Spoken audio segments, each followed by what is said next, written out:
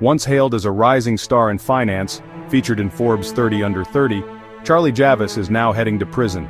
The founder of college-age startup Frank was sentenced to 7 years behind bars after defrauding JPMorgan Chase in a $175 million acquisition deal. How did a young entrepreneur go from Wall Street darling to convicted fraudster? Let's break down the scheme, the trial, and what this means for startups and investors.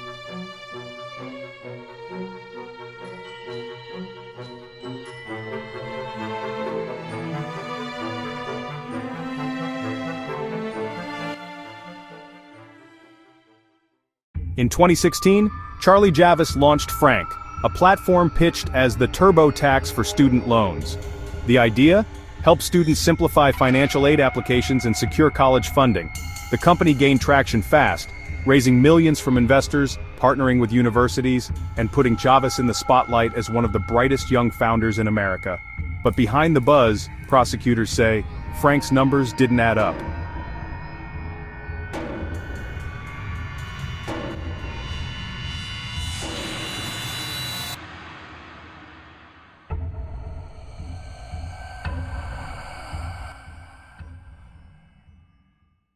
When JPMorgan Chase began talks to acquire Frank in 2021, Javice faced pressure to prove the startup's scale.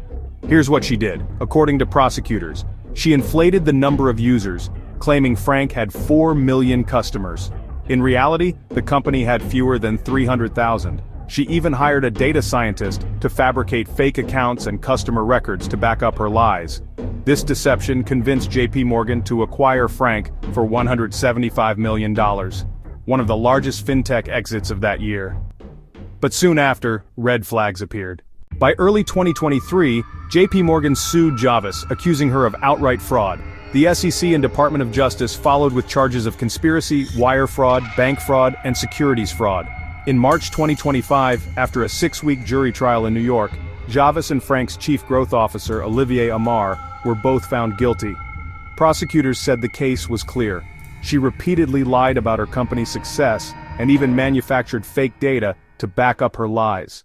On September 29, 2025, Charlie Javice, now 33 years old, was sentenced to 85 months in federal prison.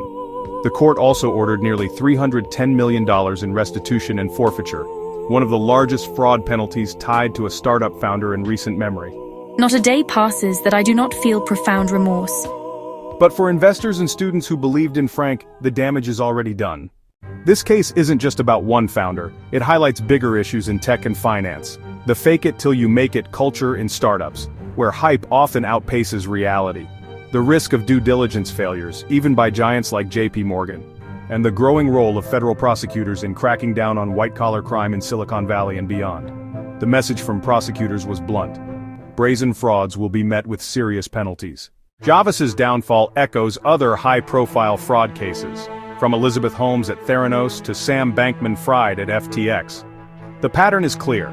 Founders chasing rapid growth, investors buying into glossy narratives, and billions lost when the truth comes out. The question now, will this sentencing finally cool the culture of exaggeration in startups, or will founders keep pushing the limits until regulators catch up? From Forbes fame to federal prison, Charlie Javice's story is a cautionary tale about ambition, deception, and accountability. But what do you think? Is this sentence fair, or should startup fraud be punished even more harshly? Let us know in the comments, and don't forget to subscribe for more breakdowns of the cases shaping business and tech.